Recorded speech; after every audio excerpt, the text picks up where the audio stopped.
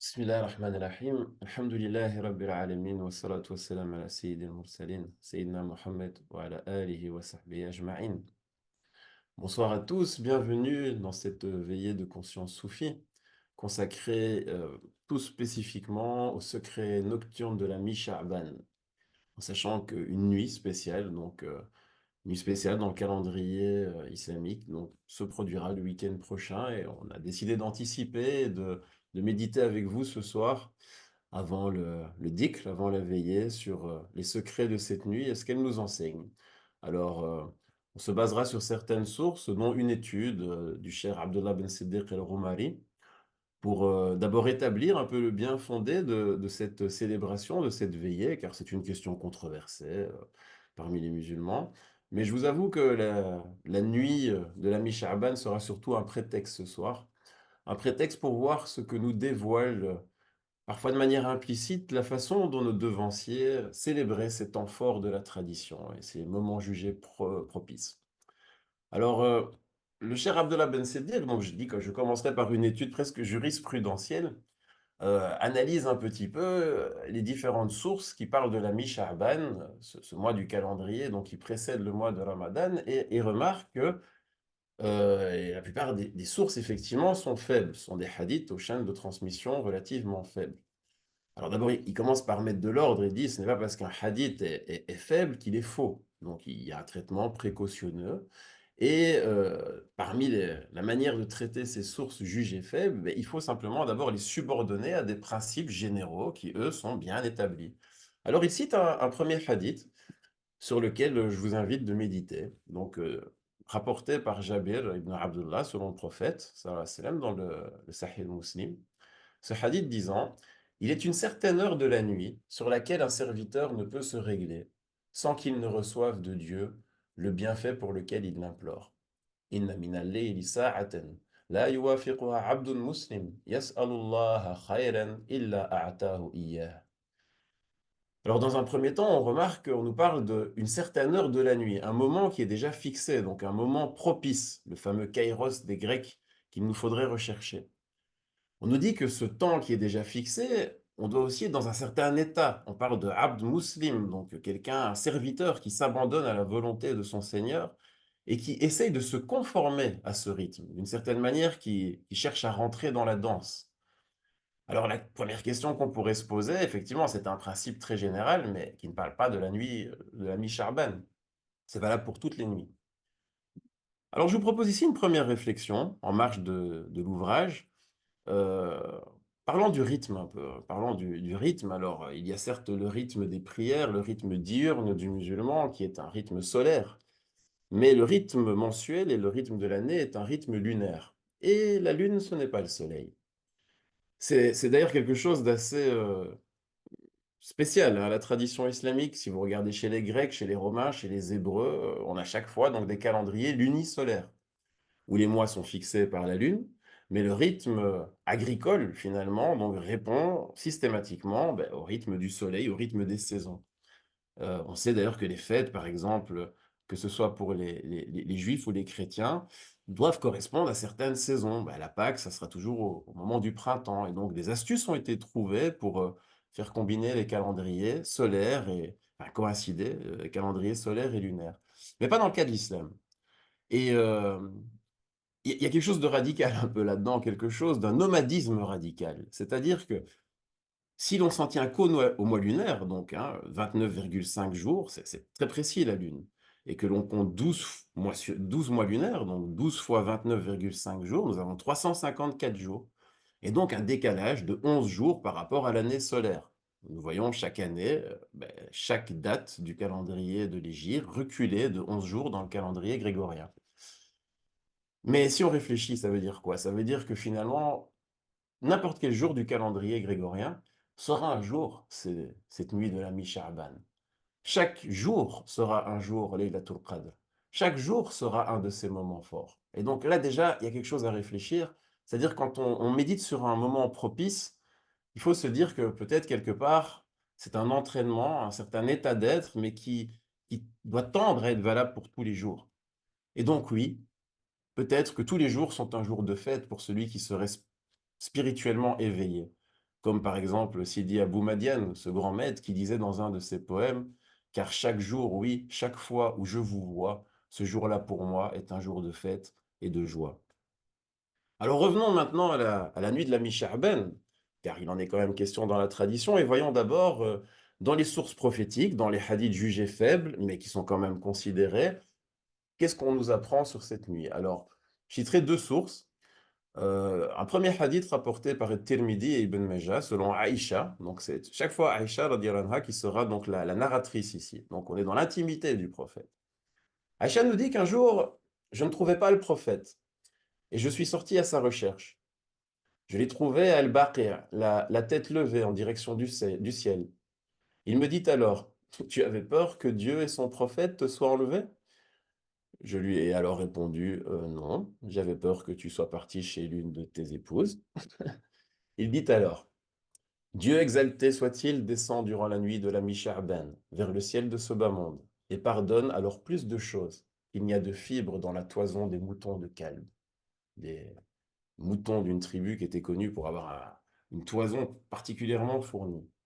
Alors dans une variante rapportée par El-Bayhaqi, nous trouvons ici toujours Aïcha qui nous fait le récit, nous disant que le prophète a dit, Gabriel est venu à moi et m'a dit, cette nuit est la nuit de la mi-Sha'ban. Dieu y a franchi plus de gens de l'enfer qu'il n'y a de fibres dans la toison des moutons de Caleb. Néanmoins, Dieu n'y posera point le regard sur l'idolâtre, ni sur celui qui est rempli de haine, ni sur celui qui se complaît dans les insultes, ni sur celui qui manque d'amour envers ses parents, ou encore celui qui s'enivre continuellement.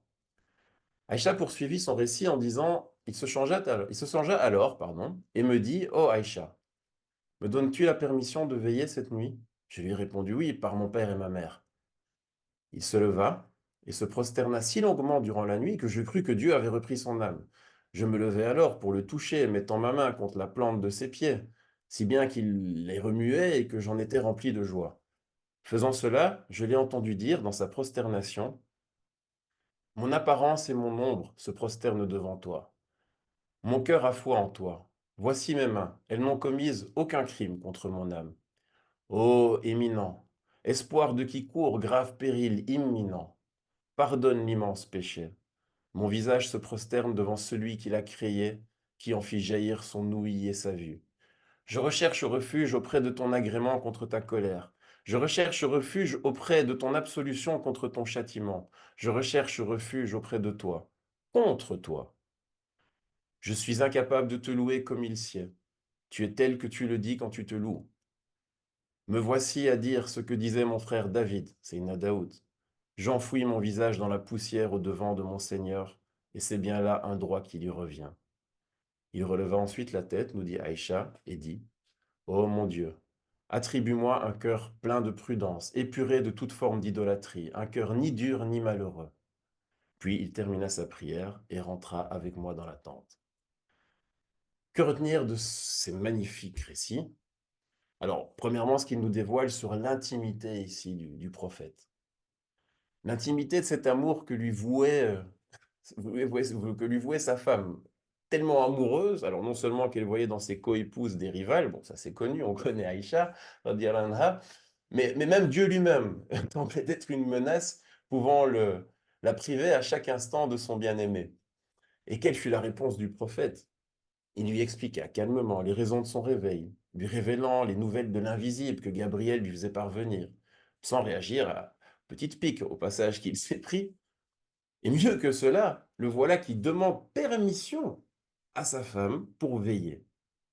Lui, le prophète, qui venait d'être averti par Gabriel des merveilles que Dieu s'apprêtait à faire en cette nuit, demande la permission à sa femme de passer la nuit en prière. Sans s'énerver quand cette dernière en arrive même à le déranger en lui chatouillant les pieds, pensant, dans une angoisse irrationnelle, qu'il était décédé. Alors, ce n'est pas de la jurisprudence, je vous l'ai dit, mais c'est tout simplement touchant. Cette scène d'amour, cette scène de tendresse, voilà, ça c'est un des aspects du prophète que peut-être il faudrait plus mettre en avant aujourd'hui et que nous dévoile la nuit de la mi-Sha'ban. Mais ce n'est pas tout. Le prophète lui-même, sallallahu alayhi wa sallam, insiste sur la présence divine de miséricorde dans cette nuit, qui est propice à pardonner les fautes les plus grandes. Il insiste néanmoins sur certaines fautes. incompatible avec cette présence de miséricorde. Alors, non pas que la miséricorde divine a des limites, mais réfléchissez un peu à ce qui a été dit tout à l'heure. L'idolâtrie, qu'est-ce que c'est? Ben, finalement, c'est nous détourner de Dieu. Ce n'est pas que Dieu se détourne de nous, mais nous nous détournons, nous lui associons des choses et nous nous détournons de finalement notre prière. La haine, le cœur rempli de haine, la haine, qu'est-ce qui aveugle plus le cœur que la haine? L'ingratitude envers les parents, le manque d'amour envers les parents. Ben, les parents, soyons clairs, d'un point de vue divin, c'est une cause seconde, mais pour nous, c'est la cause la plus proche de notre existence. Comment savoir remercier Dieu si nous ne sommes même pas capables de remercier nos parents avec amour?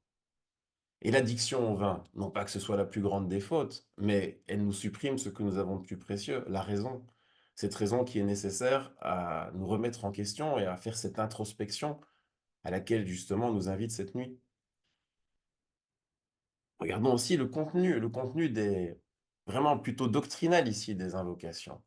C'est assez incroyable que l'on trouve dans l'oraison qui a été dit à la nuit Cha'ban ici par le prophète, des extraits que l'on voit reprendre par les maîtres soufis. Quand il dit par exemple ô éminent, en qui espère celui qui court un grave péril imminent, Ya Adim, Yurja li kulli Adim. Souvenez-vous de la veillée du mois d'octobre que mon ami Omar donc, avait animé, qui s'était terminé par ce magnifique poème du cher Adda Ben Tounes, Ya Adim, Yurja li kulli Adim. Ou alors encore la formule Aoudou bika mink. Imaginez la force métaphysique de cela. Je recherche refuge auprès de toi, contre toi. Là, on est vraiment dans le tawhid le plus complet, c'est-à-dire même l'adversité, même les malheurs, tout vient de Dieu. On accepte tout ce qui vient de Dieu et on recherche refuge auprès de Dieu contre Dieu. Anta kama athneita ala nafsik. Donc, je suis incapable de te louer, tu es tel que tu te loues toi-même. Je pense que le Cheikh El-Alaoui reprend aussi cette formule dans sa Munajat. Donc là, on est vraiment, donc on voit cette mine en matière de prière. Donc, ce simple hadith de cette nuit, comment il a pu alimenter donc des oraisons chez plein de maîtres soufis. Alors que remarque-t-on sinon dans l'attitude du prophète sallallahu alayhi wa sallam qu'il nous enseigne, parce qu'en fait c'est à nous qu'il nous enseigne. Il nous dit que c'est un temps de louange, mais aussi un temps de reconnaissance, un temps d'humilité, de gratitude, de remise en question et de purification des cœurs. Retenez tout cela, parce que nous en aurons besoin pour la deuxième partie de cet enseignement. Reconnaissance, humilité, gratitude, introspection, purification des cœurs et louange. Mais également aussi une mention spéciale que je souligne du prophète David. C'est Daoud, le roi David. Alors pourquoi? On sait déjà que le prophète avait mis en avant le caractère exceptionnel de la prière et du jeûne de Sayyidina Daoud. Il avait dit que la prière la plus aimée par Dieu est celle de David. Pourquoi? Car il dormait la moitié de la nuit, priait le tiers suivant et dormait le sixième restant. Quant à son jeûne, il jeûnait un jour et rompait son jeûne le lendemain, c'est-à-dire qu'il jeûnait un jour sur deux. Alors après quelques recherches, j'ai pu remarquer que c'est ce qu'enseigne effectivement la tradition hébraïque. On nous dit que le roi David se levait chaque jour, durant la troisième garde angélique de la nuit, ce qu'en hébreu on appelle l'heure de Chatzot, pour prier. Et ce, conformément au psaume 119, au verset 62, qui dit, où le roi David dit, au milieu de la nuit, je me lève pour te rendre grâce. Au milieu de la nuit. Pourquoi à cette heure de la nuit? Demandent les sages d'Israël. Réponse, car c'est là que domine l'attribut de miséricorde, tandis que le jour est gouverné par l'attribut de rigueur. Donc on retrouve dans la tradition hébraïque, de la même manière que dans la tradition islamique concernant la Misha'ben, cette insistance sur le temps propice qu'est la nuit, et particulièrement ce temps propice à la manifestation de la miséricorde. Dans un autre psaume, au psaume 132, le roi David dit encore, je n'accorderai ni sommeil à mes yeux, ni somnolence à mes paupières. Et ce simple psaume ici, ce simple verset, fera dire aux sages d'Israël que David donc il avait comme caractéristique dans son sommeil de ne jamais avoir de sommeil profond, car il refusait l'emprise sur lui de la petite mort qu'est le sommeil. Et donc la tradition hébraïque dit dans le Zohar qu'il ne dormait que le temps de 60 respirations pour ensuite se réveiller. Car seuls les vivants louent le vivant. Voyez ici. Donc on voit ici qu'on est dans une tradition qui ne commence pas avec le prophète, mais qui est une longue lignée. Une longue lignée, et ce n'est encore qu'un rappel. Alors maintenant, passons à la réflexion dans la deuxième partie ici de cet enseignement sur mais comment finalement les musulmans ont entrepris de célébrer par la suite cette nuit au point que c'est devenu même carrément une question de dissension entre qui doit la célébrer, quand, comment, et ainsi de suite, donc une question de jurisprudence. Alors sans rentrer dans les détails encore une fois, on va faire un petit peu ici d'histoire et après quelques recherches, toujours en suivant comme maître ici le cher Abdullah Ben Seddir, qui a fait un énorme travail hein, donc, sur le sujet, on peut remarquer que c'est en Syrie, à l'époque omeyyade, sous le huitième calife, extrêmement connu, qui n'est autre que Omar II, comme on l'appelait, le calife Omar ibn Abdelaziz, où l'on trouve la première trace de célébration publique de la nuit de la mi-Sha'ban. Alors, on sait, donc d'après les récits historiques, que ce calife aurait envoyé donc à son gouverneur de Basra en Irak, donc lui était résident à ce moment-là en Syrie, l'injonction suivante. Observe bien 4 nuits selon la Sunna, car Dieu y déverse pleinement sa miséricorde. Encore une fois, donc on est vraiment dans la tradition de ce qu'on a dit, car Dieu y déverse pleinement sa miséricorde. Alors, quelles sont ces 4 nuits? La première nuit de Rajab, c'était le mois précédent. La nuit de la mi-Sha'ban, la nuit de la semaine prochaine pour nous. La nuit de la fête de la rupture du jeûne et la nuit de la fête du sacrifice. Alors rappelons d'abord que le calife Omar ibn Abdelaziz radiyallahu anhu, fut éduqué à Médine, dans la ville du prophète, dont il fut gouverneur avant d'être calife de 715 à 725. Avant de revenir en Syrie, pour d'abord être le conseiller de son cousin Sulayman et d'accéder au trône califal. Alors, Omar ibn Abdelaziz, pour ceux qui connaissent un petit peu donc, la vie des califes omeyyades, c'est un modèle de vertu et de piété assez exceptionnel par rapport à ses prédécesseurs et à ceux qui l'ont suivi. Et c'est quelqu'un, d'ailleurs, ce qui est extrêmement rare, qui même dans les sources chiites est respecté pour sa vertu et pour sa piété, car on sait à quel point il y avait des tensions entre les Omeyyades et les partisans alides à cette époque-là. Et on voit que donc c'est donc une figure de réconciliation. Donc il incarnait cette miséricorde. Et on nous dit en fait, Cheikh Abdallah Ben Siddiq nous parle de trois successeurs, ce qu'on appelle les tabi'in, les épigones, donc ceux qui sont nés dans la génération suivante, après les compagnons, qui sont à la base de cette instauration d'une nuit publique pour célébrer la Mi-Sha'ban. Alors, ces trois personnages sont Khalid ibn Ma'dan, mort en 721, Makhul, mort en 730, et Luqman ibn Amir, sur lequel je n'ai pas trouvé beaucoup de renseignements. Alors, on sait qu'à leur époque, il y a eu tout un débat entre les juristes de Syrie et du Hijaz, donc du côté de l'Arabie, pour savoir s'il convenait de célébrer cette nuit de manière publique ou pas. Alors le cher Abdullah Ben Siddiq lui dit, ben voilà, il explique un petit peu le pour, le contre, et dit que lui-même, donc dans la Zawiya d'Al-Qawiya à Tétouan, donc célébrait cette nuit, donc il se positionne. Mais moi, ce que je vous propose ici, c'est de faire un petit détour, et c'est pour ça que je vous ai dit, on va un peu flâner en chemin, et voir qui étaient en fait ces successeurs, ces gens de la quatrième génération. Euh, donc ce Khalid ibn Ma'dan et ce Makhul, radiyallahu anhum. Car je pense que c'est important de voir un peu qui étaient ces personnes qui ont instauré cette tradition, et ça va peut-être nous renseigner aussi sur l'esprit de cette célébration publique de la mi-Sha'ban.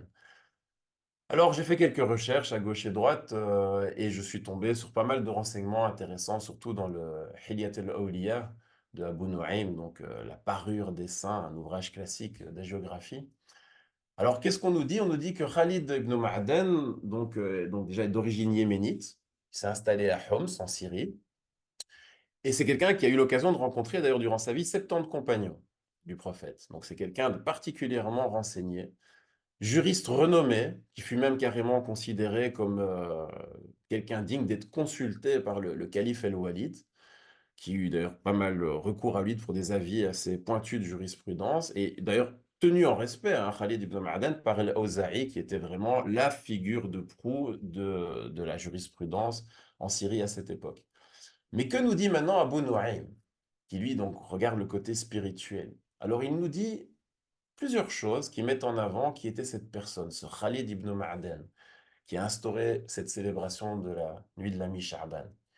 Il nous dit que c'était quelqu'un qui avait un goût pour l'ascèse et le renoncement. Alors écoutez bien la manière dont il s'exprime, il dit c'est un ascète athlétique au cœur extatique.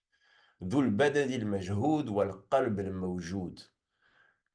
Et il précise ce qui en fait un soufi avant l'heure, car selon Abu Nu'aym, le soufisme consiste à tout donner dans le but de contempler. In tasawwuf badal al-majhoud li mushahadati al-ma'boud.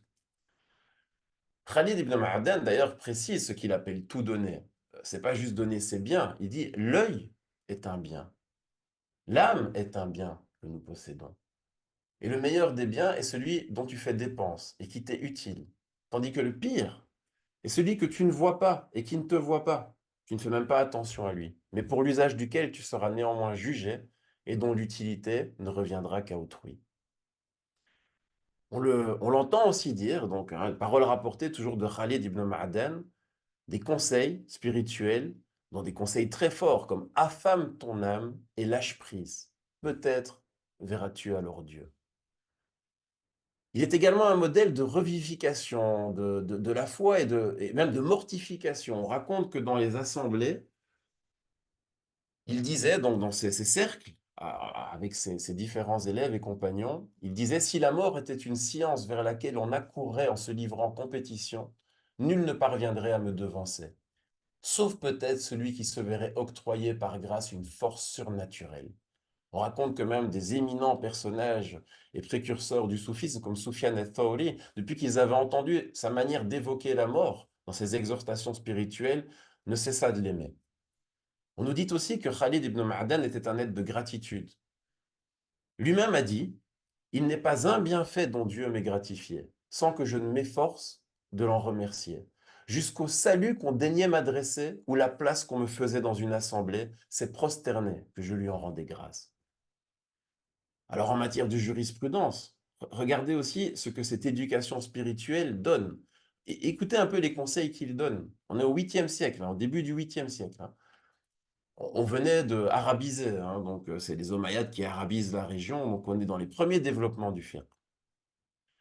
Celui qui met la main sur ce qui est louable en soi. Donc en soi, c'est quelque chose de bien, nous dit Khalid ibn Ma'adan. Pour l'utiliser d'une manière contraire aux exigences de la vérité, Dieu rendra cette chose, bien que louable en elle-même, blâmable pour lui. Et inversement, celui qui osera entreprendre ce qui est blâmable pour se conformer aux exigences de la vérité, Dieu rendra cette chose blâmable, Dieu rendra plutôt, excusez-moi, cette chose louable, bien que blâmable en elle-même. Alors, il nous dit aussi, Abu Nu'aym, quand il parle de Khalid ibn Ma'adan, que c'est quelqu'un qui savait saisir les moments propices, saisir les opportunités.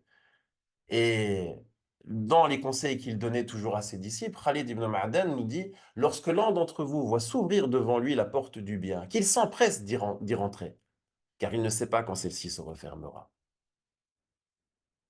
Vous voyez un petit peu comment tous ces enseignements sont vraiment tous les enseignements que l'on retrouvait dans le hadith concernant la nuit de la mi-Sha'ban.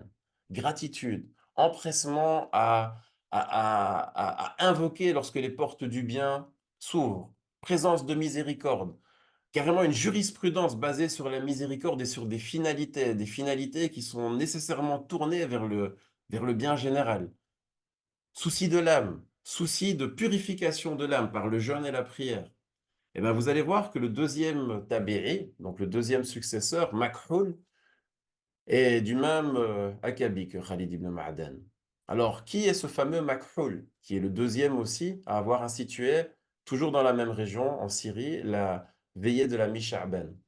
On nous dit que c'était quelqu'un qui, bien que ayant vécu en Syrie, aurait des origines autres. On nous dit que carrément, il ne maîtrisait même pas l'arabe, qu'il gardait un accent étranger, ajamien. Il ne savait pas prononcer le qaf, par exemple. Il disait k. Donc, il ne savait pas prononcer. Donc, c'était pas quelqu'un qui. Voilà, c'était quelqu'un, on lui prête des origines perses. D'autres disent que c'était un Égyptien affranchi. Donc, une incertitude sur ses origines. Mais on nous dit, à côté de cela, qu'il était au Shem, donc à la région donc, du croissant fertile, à la Syrie, ce qu'est Zohri, l'éminent juriste, le premier traditionniste, était au Hijaz. Ou encore qu'il était au Shem, ce que Hassan el-Basri était à l'Irak. Certains même disaient qu'il était afqah, meilleur en jurisprudence et en compréhension de la substantifique moelle de la tradition qu'Az-Zohri lui-même. Je rappelle qu'Az-Zohri, c'est vraiment le premier compilateur, selon l'histoire, des hadiths prophétiques avant même l'imam Malik et la Muwatta. Alors, que possédons-nous comme enseignement de Sidi Makhroul, ce tabi'i? Alors, écoutez, c'est tout aussi merveilleux. Celui qui aime un homme pour son intégrité aime Dieu. Men ahabba rajulan salihan fa innama ahabba Allah. Celui qui aime des qualités chez quelqu'un, des qualités, en fait, il aime Dieu. C'est Dieu qui le voit à travers. Regardez un peu la considération qu'il avait de ses semblables. Ils nous disent aussi, toujours Makhul, celui qui part en quête d'une science pour l'apprendre marche dans la voie du paradis jusqu'à son retour. On sait aussi, dans ses habitudes, qu'il était également un ascète, quelqu'un qui jeûnait tous les lundis et tous les jeudis. Pourquoi? Car le prophète, disait-il, sallallahu alayhi wa sallam, était né un lundi, qu'il avait reçu sa mission un lundi, qu'il était mort un lundi, et que les œuvres des fils d'Adam sont, quant à elles, élevées au ciel chaque lundi et jeudi. On sait également qu'il encourageait à la veille continue, pas seulement pour la mi-Sha'ban, pas seulement durant les nuits de Ramadan, mais il disait de manière générale, celui qui passe une nuit éveillé dans la réminiscence de Dieu, fi dhikrillah, sera au réveil, comme le jour où sa mère l'a enfanté. Celui qui passe une nuit éveillé dans la réminiscence de Dieu sera au réveil, comme le jour où sa mère l'a enfanté. Grandiose. On le voit également décrire les gens de foi, mais les décrire par rapport à ce travail intérieur, cette purification des cœurs. Lorsque Makhul dit, les gens de foi sont faciles à vivre et doux, comme le chameau domestique. On le guide dans une direction, il se laisse guider. Le fœtus agenouillé près d'un rocher, le voici qui s'agenouille. Il dit aussi, ce qui me semble très important, puisqu'on critique à son époque, lorsque Makhul inaugure la veillée publique de la Mi-Sha'ban, les critiques en fait opposés, qui respectaient ce temps propice, disaient non, mais normalement il faut faire ça chez soi. Un peu le même genre de débat qu'il y a pour les prières de Tarawih à la mosquée pendant Ramadan. Certains vont dire c'est mieux de le faire à la maison. Mais il ne faut pas croire que Macron n'avait jamais réfléchi à ça en fait, hein. Donc, parce que lui-même dit, si la grâce est dans le groupe, la paix est dans la retraite.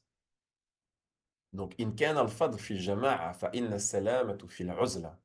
Donc il avait très bien conscience que oui, il y avait des avantages à la retraite et qu'il y avait également des temps de retraite silencieuse et de veillée nocturne. Mais il y a une grâce dans le groupe. Il y a quelque chose aussi dans le groupe. Il y a une transmission qui s'opère aussi dans le groupe et dans la veillée collective. Alors on le voit aussi être un modèle, encore une fois, de renoncement. Je ne vais pas citer toutes les citations, mais c'est pour vous faire une idée de ces personnages qui ont implémenté cette veillée. Il nous dit, les meilleures œuvres après les prières obligatoires sont la faim et la soif. El-jour wa dama. Il nous dit aussi que celui qui a faim et soif est mieux à même de comprendre les exhortations, car son cœur est plus rapide à comprendre les choses subtiles. Donc, vous voyez, ce n'est pas juste des ascètes qui aiment avoir faim et avoir soif, mais ils ont remarqué les effets de la faim et de la soif dans l'éveil intérieur. Et on le sait même grâce à la science aujourd'hui, hein, je veux dire que le jeûne génère un stress qui est producteur d'hormones en fait, et qui aiguise les facultés humaines, surtout après quelques jours. Et lui-même avait remarqué, toujours un Makhul, hein, ici donc le deuxième tabi'i, toujours cité par Abu Nu'aym, que l'excès de nourriture repousse un grand nombre de bienfaits. Alors je ne vous dis pas à notre époque les maladies de civilisation et de surabondance, voilà, pour vous dire comment ces exhortations sont d'actualité. Alors pour revenir également à quelque chose qu'on avait relevé lorsqu'on parlait de la mi-Sha'ban, quand on avait dit que le prophète sallallahu alayhi wa sallam donc, se comparait lui-même à son prédécesseur, à son frère, Sayyidina Daoud, à David, on trouve aussi chez Makhul des mentions, une mention donc rapportée donc, toujours par Abu Nu'aym sur le prophète David où il dit David invoquait Dieu en disant Ô toi qui poursuis, ô toi qui pourvois à la subsistance des petits corbeaux, des corbillas, dans leur nid. Alors, il commande ce passage, c'est une drôle d'invocation. Ô toi qui pourvois à la subsistance des petits corbeaux dans leur nid. Et Macron explique que le corbeau, en fait, lorsqu'il fracasse la coquille des œufs pour que le petit puisse sortir, il le constate qu'il est blanc. Et ce qui pousse généralement la mère à abandonner son enfant. C'est alors que le petit corbeau ouvre la bouche, ouvre le bec, pour être plus précis, et que les mouches viennent s'y précipiter, lui servant de repas jusqu'à ce qu'il noircisse et que ses parents reviennent. Alors, ce texte est intéressant. Pourquoi je vous le cite ici? Vous me direz, où est le rapport avec l'ami Sha'ban? Mais tout simplement parce qu'en fait, il relève ici une très bonne connaissance que Makhul a de la tradition hébraïque, et particulièrement peut-être de l'Évangile. Je vais vous expliquer également aussi. On trouve dans le livre de Job, au chapitre 38, verset 41, un enseignement en fait analogue, disant, toujours sous une forme de prière, qui prépare au corbeau sa pâture, quand ses petits crient vers Dieu et errent ça et la faute de nourriture. Et on trouve une reprise de ce thème, des oiseaux qui sont nourris par Dieu. Donc on connaît, il y a des hadiths qui vont dans ce sens aussi, qu'on ne doit pas se soucier de notre subsistance, que Dieu il pourvoit comme il le fait pour les oiseaux. Mais ceux qui connaissent bien les évangiles, on trouve dans Matthieu 6, 26 aussi un très beau texte qui dit, et en rapport avec le jeûne, c'est pourquoi je vous dis, ne vous souciez pas pour votre vie de ce que vous mangerez, ni pour votre corps, de quoi vous le vêtirez. La vie ne vaut-elle pas plus que la nourriture et le corps plus que les vêtements? Regardez les oiseaux du ciel. Ils ne font ni semaille, ni moisson. Ils n'amassent pas dans des greniers. Et votre Père céleste les nourrit. Vous-même, ne valez-vous pas beaucoup plus qu'eux? Alors, ce qui est curieux, c'est que c'est dans ce chapitre 6 aussi que l'on trouve, de l'Évangile toujours selon saint Matthieu, un enseignement que Makhul va rappeler. Toujours en rapport avec le jeûne. Alors, pourquoi je vous parle du jeûne? C'est parce qu'on sait qu'aussi le prophète, sallallahu alayhi wa sallam, jeûnait énormément durant le mois de Sha'ban. Aïcha le dit, en dehors du mois de Ramadan, elle n'a jamais vu le prophète sallallahu alayhi wa sallam jeûner plus que durant le mois de Sha'ban, dans lequel nous sommes actuellement. Et dans le chapitre 6 de l'Évangile, on trouve Jésus dire, et quand vous jeûnez, ne prenez pas un air abattu, comme les hypocrites. Ils prennent une mine défaite pour bien montrer aux hommes qu'ils jeûnent. Amen, je vous le déclare, ceux-là ont reçu leur récompense. Mais toi, quand tu jeûnes, parfume-toi la tête et lave-toi le visage. Et justement, regardez comment Makhul, Khalid ibn Ma'dan et ses autres tabi'i, et ça c'est le cher Abdullah Ben Siddir qui le rapporte, on dit que le jour de la nuit Sha'ban, ils mettaient leurs plus beaux vêtements, se parfumaient d'encens, s'appliquaient du khul sur les yeux. D'ailleurs, Makhul, ça veut dire celui qui met du khul, et veillaient la nuit entière dans des lieux de culte.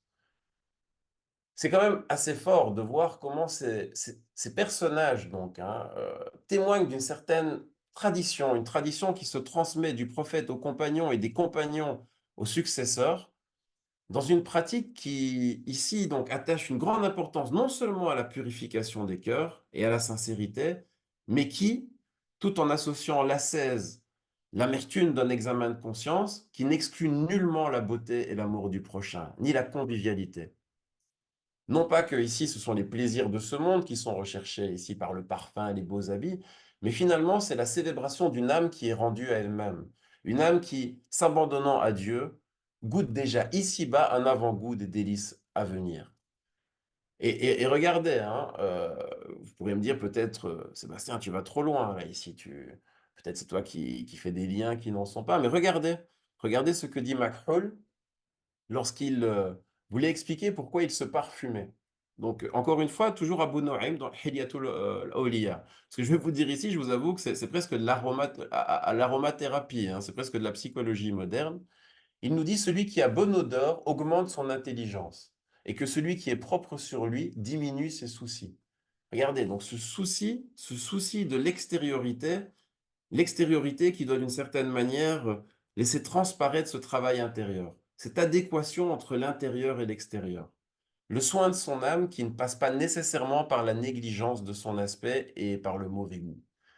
Et vous savez que la question du parfum pendant le jeûne, c'est aussi une question débattue, mais on voit la manière dont eux le traitaient ici, toujours au début du 8e siècle. Alors là, je vous ai parlé des Omeyyades, j'arrive tout doucement vers la conclusion de cet enseignement, mais je ne peux pas passer sous silence également, donc dans le monde sunnite ici, hein, ce qui va devenir petit à petit le monde sunnite. Et je me suis dit, bon, est-ce que la mi-Sha'ban aussi est célébrée du côté chiite? Et en demandant à des amis, en faisant quelques recherches, figurez-vous que, alors certainement pas avec les sources que je vous ai citées, vous trouverez rarement effectivement en milieu chiite que l'on cite même des pieux personnages de l'époque omeyyade, parce que bon, voilà, c'était une époque un peu de tension politique et voire même sur un plan spirituel. Mais figurez-vous que la nuit de la mi-Sha'ban est célébrée également par nos frères chiites, car c'est le jour de la naissance de l'imam El-Mahdi, qui est pour eux le pôle du temps et le maître spirituel occulté et toujours vivant. Alors, incroyable, mais ce temps propice, pour des raisons différentes, tout le monde semble s'accorder dessus. Donc, vraiment incroyable. C'est même un jour où on encourage, du côté chiite, à faire la ziyara, donc la visite au tombeau de l'imam El-Hussein, petit-fils du prophète. Paix et bénédiction sur lui. Alors, en conclusion, je dirais que la nuit Sha'ban est un temps propice, mais un temps propice pour revenir à Dieu et nous régénérer au contact de sa miséricorde.